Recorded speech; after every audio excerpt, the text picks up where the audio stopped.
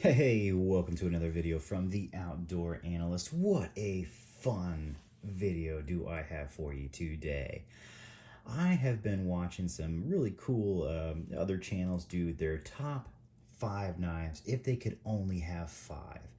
And I've seen some channels do like 5 fixed blades. They've also mixed some channels do like folders and fixed blades. I figured I would do if I could only have 5 fixed blades that I own currently for the rest of my life, what would they be? And I have honestly racked my brain super hard over this, thinking, would it be incredibly practical? Would it be more just some of the coolest knives that I have to keep me happy and excited? And then, or would it be a mix of all of them? And honestly, I'm still struggling because I really don't know. I'm not really sure which way I would go with it. So I'm just going to start with what was the easiest choices for me. If you ask me, well, if you can only have one knife, what would it be? Or 2 knives? That was actually a really simple choice. So I'm going to tell you what came to mind first. The first thing that actually came to mind, if I could only have one knife, was going to be the Bark River Gunny Hunter. Now, this seems a little crazy, but for me, this is a knife that I could literally do everything that I use a fixed blade for. It's a full height convex all the way around to an incredibly thin slicey edge. Fairly contoured handle. It's not super big. It's my field dressing knife. Honestly, this is my favorite field dresser. But could this literally do kitchen duty very easily? Absolutely. It's a full height convex, super thin, super slicey. Could it move into doing bushcraft work? Yep. Has a contoured handle, does feather sticks incredibly well. It can split a little bit of kindling, no issues. It's still a convex. And it can do pretty much everything that I need in a knife. I can take this backpacking. It's a little heavier than I would prefer, but it's doable. But it'll do everything. As a one and done, I think the Bark River Gunny Hunter, and this is in CPM 154, so it's a tough stainless. I really like that. If it was in MagnaCut, it'd probably be like, perfect.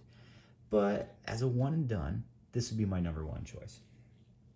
My number two choice was actually also very simple. It's another near one and done knife. It's my favorite camp knife, the Bark River 1.25 LT.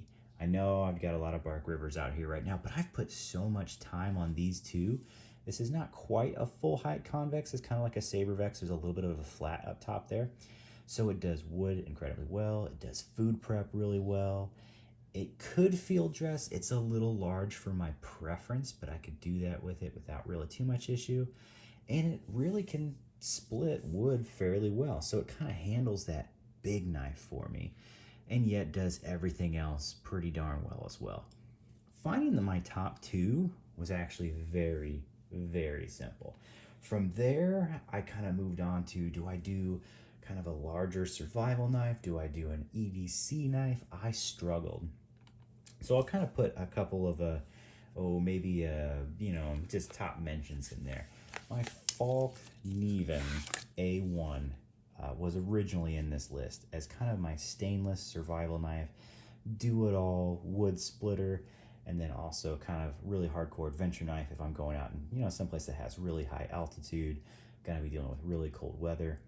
And when you're dealing in that sort of situation in the US, usually you're just up in really soft woods. There's usually just nothing but pines up on the tree lines up there.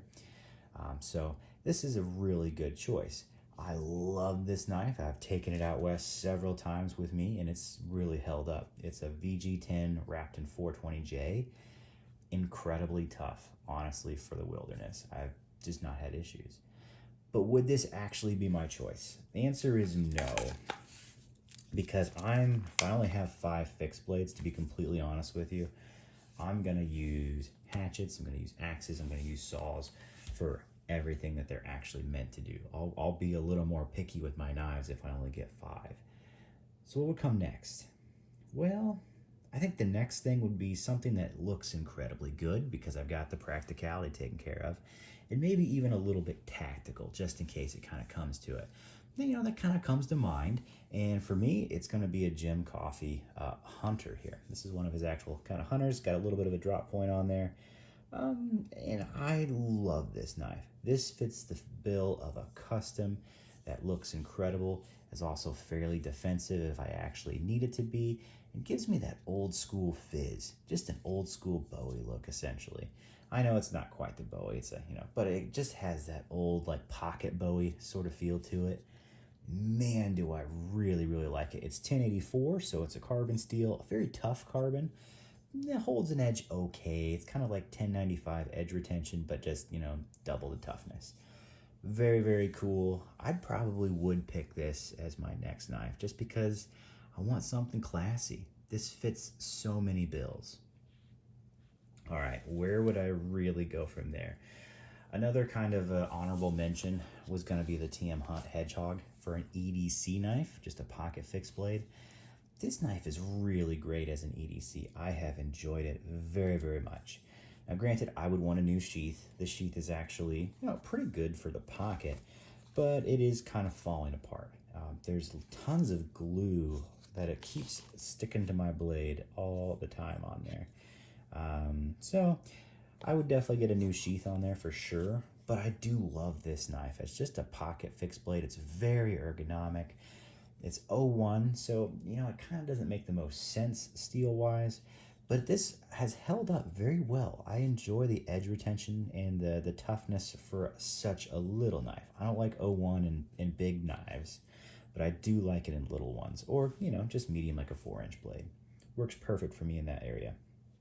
But I decided not to go with that because the truth is, if I only have 5 fixed blades, I'm not going to spend one on a pocket EDC. I'm going to use a folder for that. I'm just being completely honest with you. So the next one's going to be something that's just kind of fancy, classy, that I love using. That gives me the fizz. And this is going to be a little sentimental too. My dad gave me this. This is a Bark River Tundra. And this thing is just gorgeous. But it's also probably one of my favorite bushcraft knives. When I'm going out and camping, making a fire, doing a kayak trip, I really do love this knife. It is so ergonomic and it just fits the bill. It's also another one and done sort of knife. This could be my only one and only, and I would be completely happy with it. I can field dress with this thing. I can cook with it. It's almost a full height convex. It's a little bit of a saber up here, so it does split pretty well, but it also is pretty good with food prep too. I feel like it's a little thinner than my Bravo, so yeah, it just does an incredible job at everything I put it into, honestly. So I think it's gotta be there. It's a little sentimental, but it's also practical and gorgeous at the same time. It just kind of fits that bill for me. And that leaves me with one more knife. And I have struggled with this because, it's gotta be a looker, to be honest with you. Practicality's taken care of. Kind of the defensive side's taken care of. This is just a knife that I love and I don't want to live without. And then the other, man, I really struggle with the next knife. And it probably needs to be something that I really enjoy. It's going to be probably a convex. And at this point in 2024, it's going to be another custom. It's going to be the Jim Coffey Drop Point Hunter.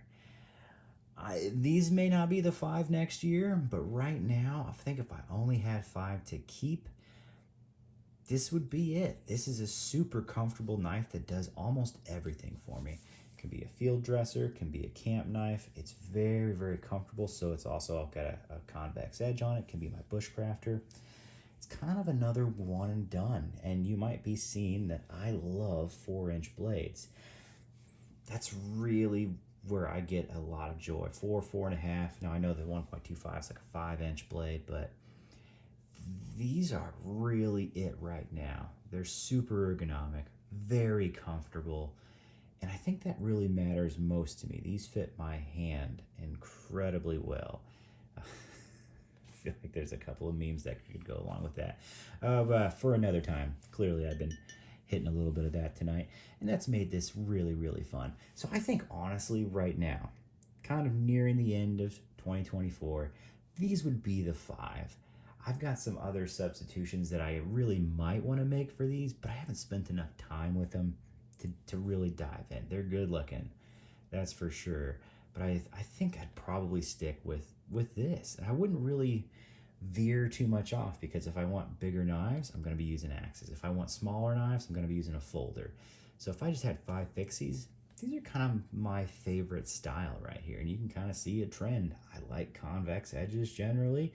I usually like drop points and pretty ergonomic handles. So yeah, this is it in a nutshell. Could this change? Absolutely. If you ask me tomorrow, it might be a different 5.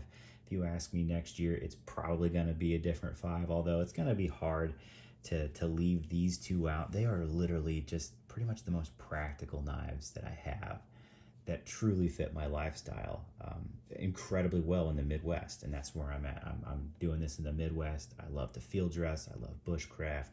I do a lot of adventure trips with the fam and with friends, and these really fit that bill very, very well. And this is also 1084 carbon, so these are not super high-end steels. I have 2 3V steels that are very, very tough, and then a CPM 154, my only true stainless, and it's also a tough stainless. So as you can kind of see, I'm not the biggest, I don't care too much about edge retention. I think toughness matters a little bit more to me, just out of what I'm doing. And yeah, when edge retention does matter, I know I can do multiple deer with that because it's been there before. It's done a whole buffalo, which is quite a bit bigger than a deer. So yeah, it will definitely do the trick field dressing for me. So yeah, this is my top 5. What would your top 5 be? Would it be completely different? Would you actually be more practical? I mean, it's definitely more practical to have an EDC fixed blade, and then also kind of more of a possible chopper wood splitter out there. Truly, no doubt. But if I'm just being honest, it's gonna have a little bit of practicality and then just some gorgeousness. That kind of fits the bill as far as knives for me. So yeah, let me know what you think. If this was fun, like, subscribe, always appreciate it. Throw a comment down as far as what your top 5 would be, or would, maybe where you're at with that as well, like what location. I definitely love seeing people from different parts of the United States and the world, because your knife preferences are so different from the Midwest and from mine. It's usually just based off of terrain, which is super cool, and weather does have a lot to deal with it as well. So yeah, let me know. I'm always interested. It's always fun to learn more from people all across the country and the world. I'm just here in the Midwest, and this is just a small part of the United States for sure. I'm dealing mostly with hardwoods and and field dressing, medium to small large game, so it makes it kind of fun. But yeah, let me know what you think. I had a blast doing this. I've racked my brain over these 5 a lot. I've gone through all of my knives. It is a very tough thing. It was so much easier to find my top 1 and 2 versus, okay, what would come after that? It really has been fun. So, all right. I hope this was a good time. I will catch you on the next one.